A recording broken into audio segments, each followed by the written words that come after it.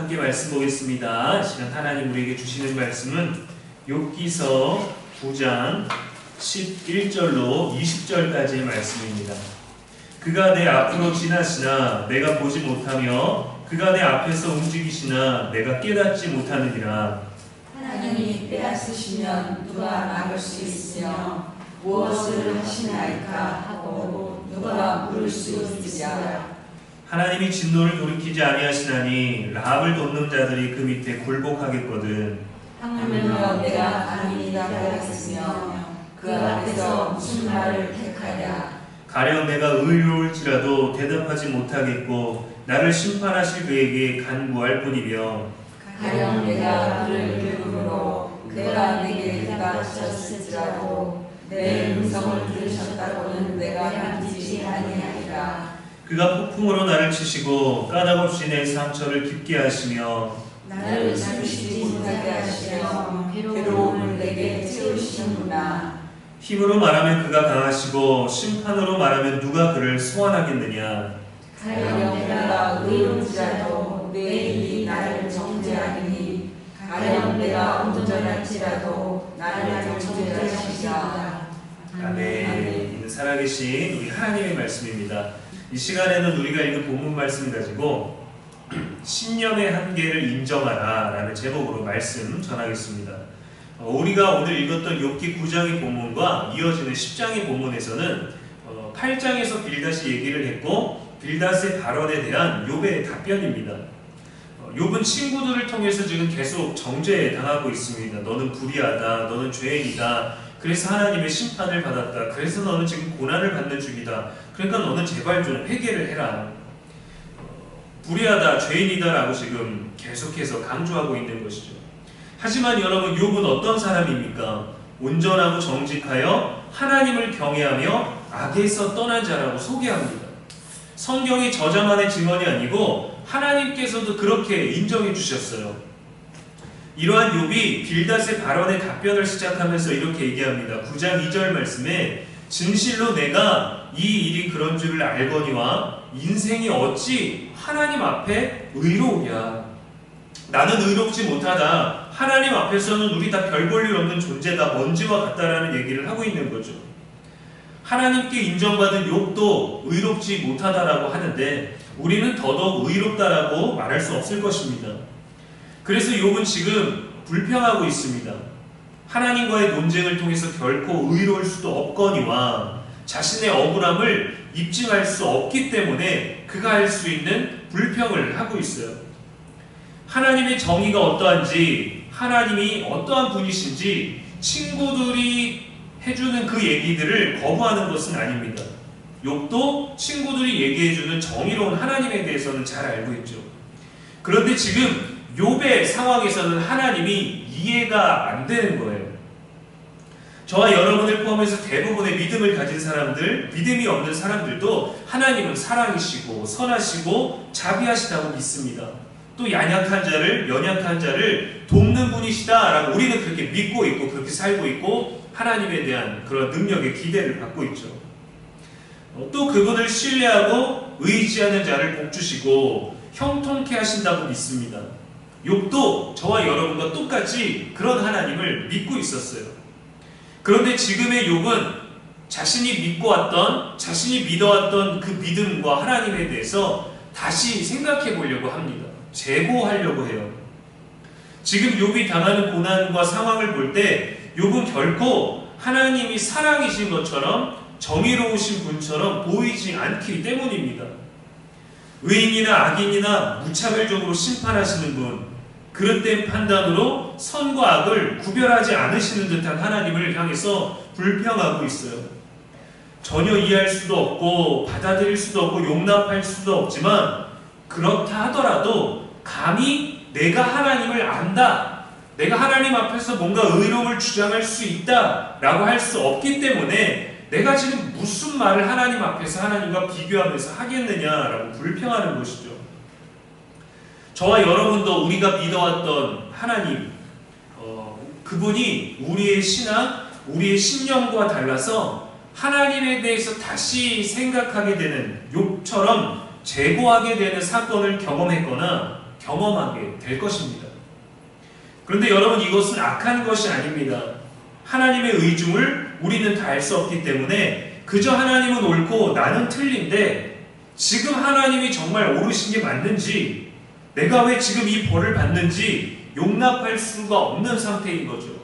고난이 우리들에게 왔을 때 악인의 형통을 바라보지 말고 라고 잠언서도 우리들에게 얘기해 주지만, 악인은 형통하면 안 되잖아요. 믿음 있는 우리가 형통해서 악인들이 돌아서고 믿음 없는 자들이 믿음을 가지게 해주셔야 되는데, 가장 의롭고 성경과 하나님이 자랑해주고 증언해주는 온전하고 정직하여 하나님을 경외하며 악에서 떠난 자를 아무 이유 없이 고난을 당하게 하시고 정죄당하게 하신다면 그 누가 하나님 앞에 나오겠어요? 그때 우리가 믿음을 지킨다면 얼마나 어리석다라고 얘기를 하겠습니까? 욥은 그런 어려운 상태 가운데 있는 거죠. 욥 자신은 잘못이 없는데 하나님의 심판이라면 지금 하나님은 정의롭지 않으신 것이고, 하나님이 정말 옳으시다면 욥은 고난당할 이유가 없어야죠. 14절 15절에서 이렇게 얘기합니다. 하물며 내가 감히 대답하겠으며 그 앞에서 무슨 말을 택하랴. 가령 내가 의로울지라도 대답하지 못하겠고 나를 심판하실 그에게 간구할 뿐이며. 그가 할 수 있는 일과 그가 해도 의미가 없는 일들에 대해서 잘 알고 있죠. 이해할 수 없는 인간의 한계, 이해되지 않는 자신의 한계 속에서 그는 하나님을 있는 그대로 인정하며 나는 그분에게 간구할 뿐이다, 간구할 수밖에 없다라고 말합니다. 내 상황에서 지금 하나님은 대체 어떤 분이신지 도저히 모르겠다. 뭐라고 말해야 될지, 뭐라고 변명해야 될지, 내가 억울한데 무슨 억울함을 얘기해야 될지, 아무리 생각해도 지금 하나님은 부당하시고 고난의 원인이 되는 나의 죄를 정말 모르겠다, 난 알 수가 없다, 그 얘기를 하고 있는 겁니다. 그래서 지금 내가 아무것도 할 수 없는 내가 할 수 있는 건 언제나 의로우신 그분에게 기도할 뿐이다 라고 자신의 믿음의 태도를 정립해놨어요. 하지만 엘리바스와 빌닷은 자신들이 믿는 신념 그대로 밀어붙였습니다. 그들의 주장은 오로지 욥은 죄를 지었다, 네가 죄인이다, 그래서 하나님이 너를 심판하신 것이다 라는 이 결론에서 벗어나고 있지는 않습니다. 이런 경우의 사람들은 상대방에게서 늘 문제를 찾아내려고 해요. 나는 하나님을 제대로 알고 있어, 하나님은 틀리시지 않아, 그래서 그분에 대해 알고 있는 나의 말은 틀릴 수가 없어 라는 것을 고집하는 것입니다. 엘리바스와 빌닷은 자신들도 틀릴 수 있다, 우리가 잘 모를 수도 있다, 우리가 다 아는 것은 아니다, 이것을 용납하지 않는 겁니다. 내가 다 알아, 네가 죄인이야, 하나님은 이런 분이시거든, 나는 하나님을 잘 알아, 그래서 나는 틀릴 수가 없어. 하나님에 대한, 욥에 대한 또 그들의 주장과 지적도 한계가 있을 수 있다는 것을 인정하지 않아요. 그래서 지금 문제가 생겨서 대화하지 않고 엇나가고 있는 것이죠. 빌닷은 이렇게 말하는 겁니다. 당신이 만일 올바르게 살았다면 지금 같은 고난은 없었을 거야. 욥이 대답합니다. 나는 올바르게 열심히 믿으면서 살아왔어.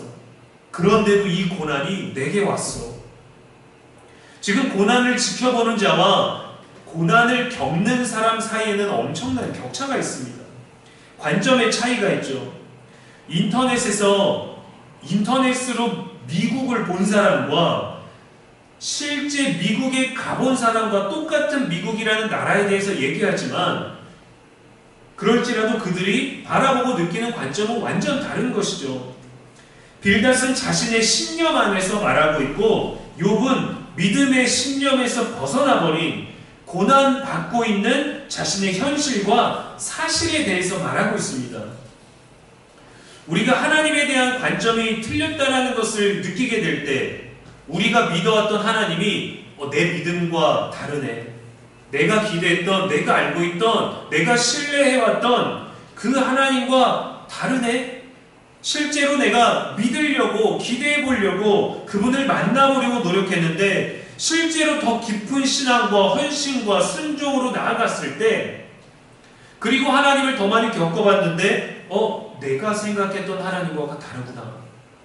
이것을 느끼게 될 때 우리는 번민과 혼란과 괴로움을 느끼게 될 것입니다.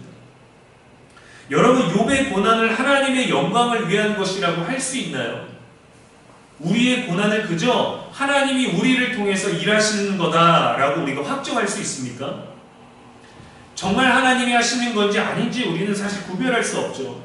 근데 비슷한 사건이 요한복음 9장에 있습니다. 거기에 보면 날 때부터 맹인된 사람이 나와요. 제자들이 예수님께 묻습니다. 예수님, 이 사람이 태어날 때부터 맹인으로 난 것이 누구의 죄로 인한 것입니까? 자신의 죄입니까? 아니면 그의 부모의 죄입니까? 우리는 궁금하죠. 왜 저 사람은 맹인으로 저주받은 인생으로 태어났습니까? 엘리바스와 빌닷과 비슷한 언어 방식입니다. 질병, 고난, 죄의 원인을 그 사람에게서 찾는 거예요. 분명히 뭔가 문제가 있기 때문에 너는 평범하지 않은 모습으로 태어났을 텐데 그 원인이 무엇일까? 예수님은 이렇게 대답하셨습니다. 이 사람이나 그 부모의 죄로 인한 것이 아니라 그에게서 하나님이 하시는 일을 나타내고자 하심이라. 하나님의 영광을 위하여 하나님이 하시는 일을 나타내고자 하십니다. 이 하나님이 하시는 일을 나타낸다는 이 단어를 볼 때 우리는 아멘할 수밖에 없습니다. 우리 인생에 등장하게 되는 문제들을 만나게 됐을 때 그 문제들에 대해서 이 말처럼, 예수님의 방금 이 말처럼 이보다 더 완벽한 명분과 해석은 없을 거예요. 우리가 이렇게 힘든 일을 겪네. 왜 내게 어려움이 왔지? 하나님이 하시는 일을 나타내시려고. 그러면은 우리는 그냥 아멘합니다. 아멘이 사실은 잘 되지 않지만 아멘 해야 될 것 같은 거예요. 그게 자동응답기와 같은 우리들의 대답이어야 할 것 같은 거죠. 그런데 하나님의 영광이 무엇이기에 나타날 때부터, 태어날 때부터 왜 맹인이 되어야 합니까? 이미 저주받은 사람 취급을 왜 받아야 되나요? 하나님의 영광을 위해 우리는 실패해야 됩니까? 우리가 고난당하고 질병과 통증으로 괴로워하는 것이 하나님이 하실 일을 나타내는 건가요? 장애를 가지고 태어났거나 지체가 온전하지 못한 자녀를 가진 부모의 괴로움, 하나님을 위한 겁니까? 하나님의 뜻인가요? 하나님이 이 일을 나타내시기 위해서 누군가는 장애를 가지고 태어나고 누군가는 죽을 병에, 희귀병에 걸려서 괴로워하고 고통스러워하고 믿음도 좋고 성품도 좋은데도 불구하고 그들은 그 고통 속에서 있는 것이 하나님의 영광을 위한 것입니까? 그런 하나님을 우리가 대면한다면, 지금 욥이 만나고 있는 이런 하나님을 만난다면 너무도 혼란스러울 것 같아요. 하나님은 우리를 위해 일하시고 우리를 지키시고 인도하시는 분이라고 믿어왔는데 우리의 고통, 우리의 괴로움, 우리가 저주받은 것 같은 그러한 모든 괴로움이 오로지 그분의 일을 드러내기 위한 거라고요. 동의하기가 참으로 어렵습니다. 요한복음 9장에 날 때부터 맹인된 사람은 비록 예수님이 우리가 아멘하지만 전혀 우리들의 삶에서 동의하기가 어려울 수도 있는 그 언어를 말씀하신 후에 그 자리에서 예수님께 고침받았습니다.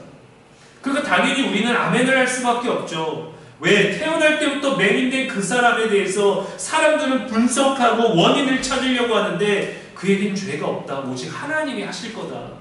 그리고 실제로 하나님이 하시는 일을 나타내 주셨습니다. 그렇기 때문에 그 사람에게는 하나님이 하시는 일을 나타내기 위해서 내가 태어날 때부터 맹인이 되었다라는 것을 위로받을 수 있어요. 체험받을 수 있어요. 그런데 그렇지 못한 인생들은 어떻게 해야 되나요? 여전히 고침받지 못한 사람? 그런 사람들에게 우리는 무엇라고 말할 수 있습니까? 성경이 고침받은 이야기를 듣고 믿음의 자리로 나온 사람에게 우리는 무엇라고 말해줘야 됩니까? 성경에 보니까 내가 누군가에게 들었는데, 교회에서 유튜브에서 설교를 들었는데 예수님은 그 어떤 병도 고치신다면서요. 태어날 때부터 가지고 있던 희귀병도 고치실 수 있는 분이시라면서요. 그의 옷자락만 만져도 나을 수 있다면서요.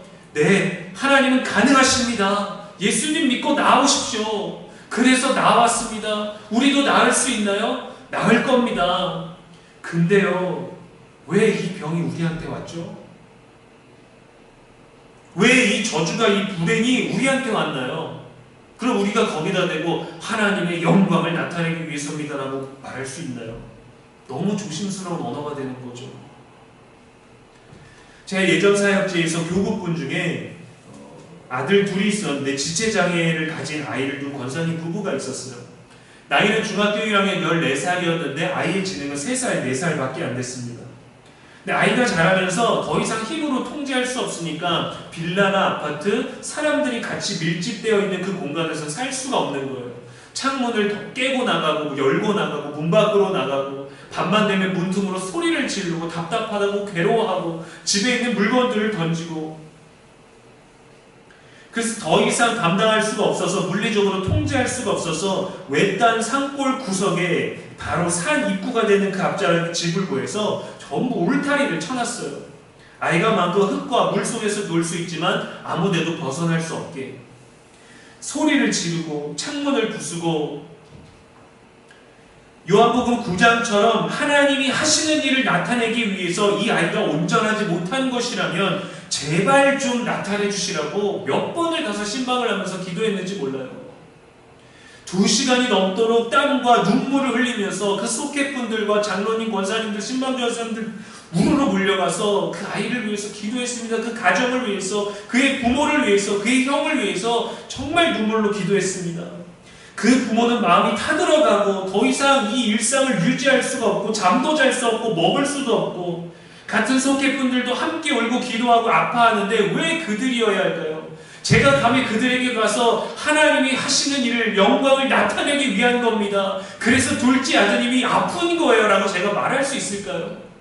과연 하나님의 은혜를 우리가 기대하지만 이것이 정말 이 아이의 고통이 우리가 십수년을 이렇게 괴로워했던 것들이 하나님이 하시는 일을 나타내고자 함이라 라고 받아들일 수 있을까요?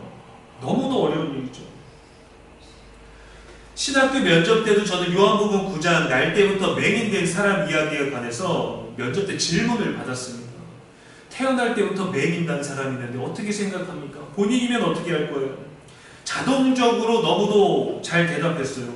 하나님의 영광을 위한 것이라면 견디겠습니다. 감사해야 됩니다. 아멘입니다. 하나님은 반드시 자신의 이름을 위하여 저를 의의 길로 인도하실 것이기 때문입니다. 너무도 올바른 정답 같은 얘기를 했죠. 거짓말이에요. 거짓말이에요. 면접을 위한 대답이죠. 당황해서 그렇게 당당하게 배워왔던 대로 할 수밖에 없었던 모범 답안을 얘기했을 뿐이죠. 정말 그 사실, 그 현실, 욥이 맞이하고 있는 이해할 수 없는 그 고난, 그 팩트를 맞이한 게 아니라 저의 신념으로 대답한 거예요. 하나님은 그러실 것이고 성경은 이래야 하고 이 사람은 고침받았으니까 내가 맹인이 되어도 할렐루야.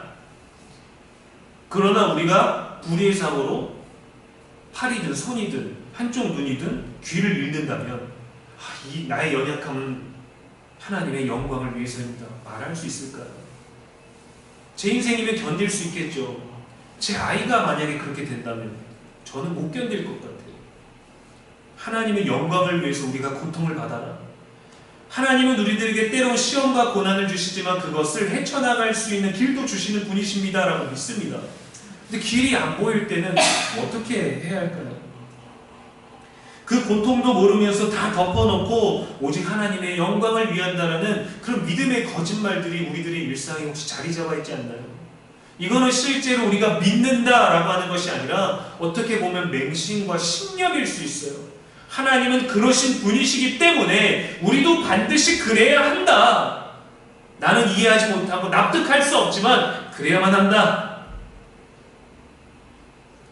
빌닷과 엘리바스의 언어가 마치 그런 것이죠. 이때 우리가 할 수 있는 일은 하나님께 간구하는 것뿐입니다. 뭔가 마치 우리가 다 할 수 있을 것처럼 베드로도 주님이 잡히시면 내가 무슨 방법을 써서라도 내가 주님 구해내겠습니다. 도망갔잖아요. 닭이 2번 울기 전에 주님 배신했잖아요. 그리고 하나님 하시는 그 일을 방해해서 사탄이란 얘기도 듣지 않았습니까?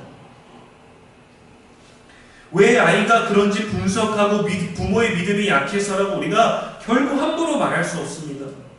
하나님이 언제 하시는 일을 나타내실지 알 수도 없어요. 예수님은 그때를 아셨기 때문에 맹인된 자를 만났을 때 그 얘기를 듣고 바로 고치셨기 때문에 그 얘기가 유효한 것이지, 만약에 주님께서 우리들에게 20년 후다라고 말한다면 우리는 견딜 겁니다. 버틸 겁니다. 근데 그걸 모른다면, 내 자녀가 내가 죽을 때까지 온전해지지 못하고 하나님이 하시는 일을 내가 볼 수 없다면 우리가 과연 편안하게 이 자녀를 놓고 하나님 품으로 갈 수 있을까요? 저는 욥처럼 원망할 것 같아요. 불평할 것 같아요. 이제 하나님 못 믿겠다고, 하나님이 뭔가 이적을 보여주시지 않으면 난 안 믿겠다고 투덜댈 것 같아요. 하나님 의로우십니다. 난 의롭지 않아요. 그러니까 난 죽어도 쌉니다. 라고 그렇게 얘기할 것 같아요. 그리고 결코 자녀들에게 그래도 너는 끝까지 하나님 믿어라, 그 말도 자신이 없을 것 같아요. 우리가 하나님이 하실 일과 하나님에 대해서 아는 데는 한계가 있습니다. 우리들에게 경험된 사실 안에서만 하나님을 고백하고 더 나아가서 하나님이 진짜로 하실 일들에 대한 확신을 갖는 건데, 여러분 이 믿음의 확신을 갖고 기도하는 것도 중요하지만 맹신이나 신념이 되어서는 안 됩니다. 그러면 우리는 욥이 아니라 엘리바스와 빌닷과 같이 되는 거예요. 이해하지 못할 때는 다 아는 것도 아니고 믿어지는 것도 쉽지 않다는 것을 우리는 인정해야 됩니다. 우리가 진짜 해야 될 것은 무엇이냐면요, 간구할 뿐이로다. 욥이 말한 것처럼 우리는 간구해서 정말 우리들에게 도움을 줄 수 있는 그 피난처를 찾아가는 거예요. 피난처. 지금 우리의 고통과 문제를 끊어내는 것이 아닙니다. 이 고통의 문제를 이기고 감당하게 할 수 있는 피난처를 찾아가는 거예요. 믿음으로 모든 것을 이해하고 극복할 수 있을 거라고 생각하는데, 우리에게 나타난 문제, 속상한 것들, 그 모든 것들은 우리가 해결하고 감당하기 너무 크고 무거운 것들이 많습니다.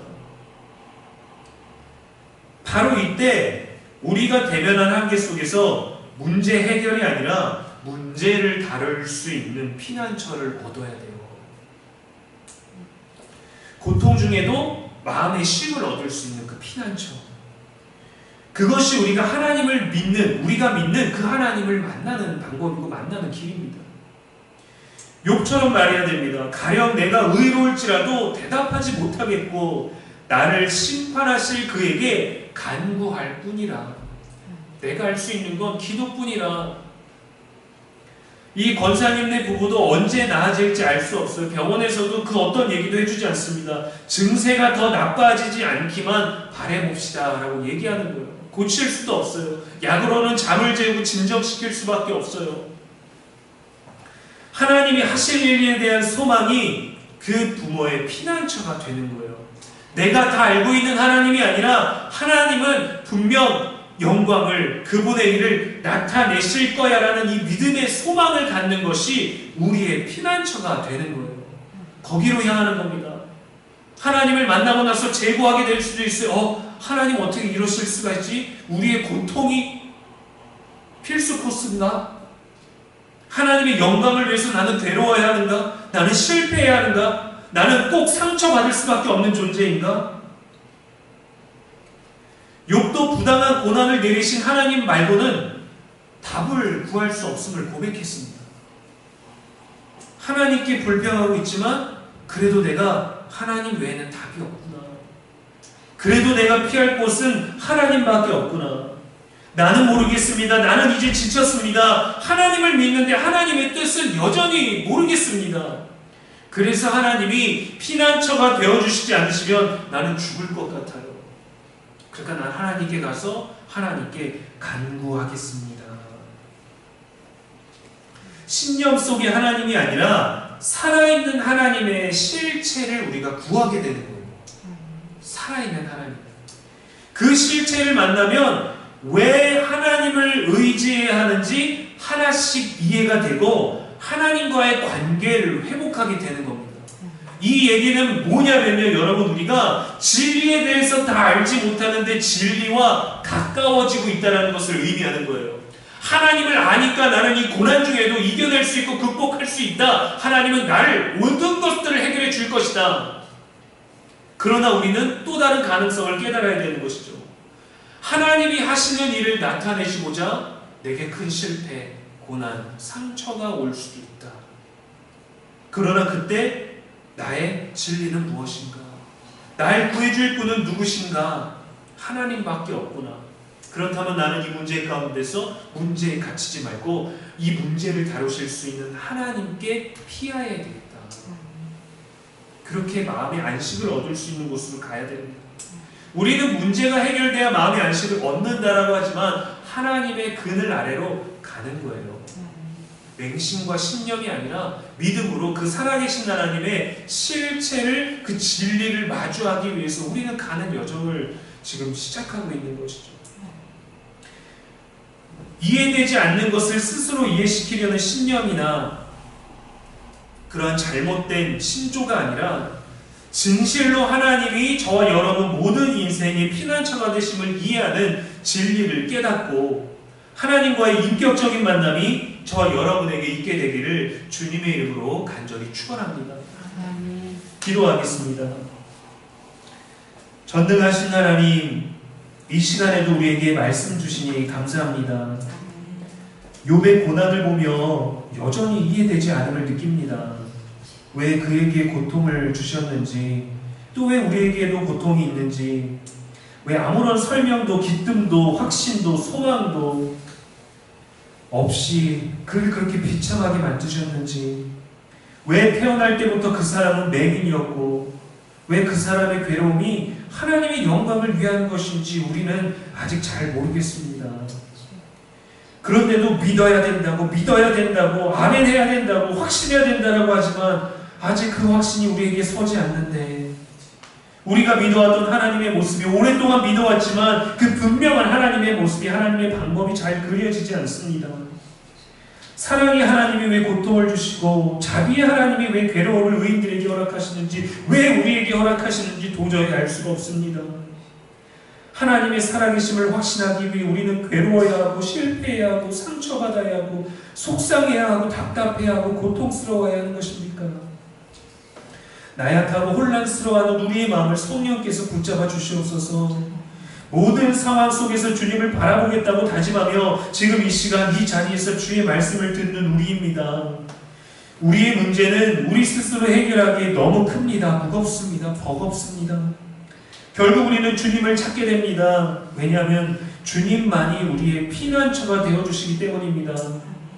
인생의 문제를 다 해결하고 인생의 모든 고통과 고난을 끝내기 위해서가 아니라 인생의 문제들을 다스리시는 하나님이 우리의 피난처가 되심을 깨닫고 우리의 신념의 한계를 인정하며 당신의 그늘 아래서 평안과 쉼 얻기를 원합니다. 주님을 더 알기 원합니다. 주 안에서 깨닫게 하여 주시옵소서. 많은 문제에 둘러싸여 있지만 내게 평안을 주시고 내게 쉼을 주시고 수고하고 무거운 모든 짐진 것들을 내려놓게 해주시는 하나님의 거룩하고 공의로우신 날개 아래서 하나님, 우리가 하나님이 하실 일들을 기대하는 소망으로 주님을 더욱더 가까이 마주하게 하여 주시옵소서. 믿음으로 정형화되어 있는 그런 사상 가운데로 나가지 아니하고 신념으로 나아가지 아니하고 오직 살아계신 하나님을 인격적으로 만날 수 있는 그 실체를 경험하는 우리 모두가 되게 하여 주시옵소서. 우리의 영원한 소망이 되시는 예수님의 이름으로 기도합니다. 아멘.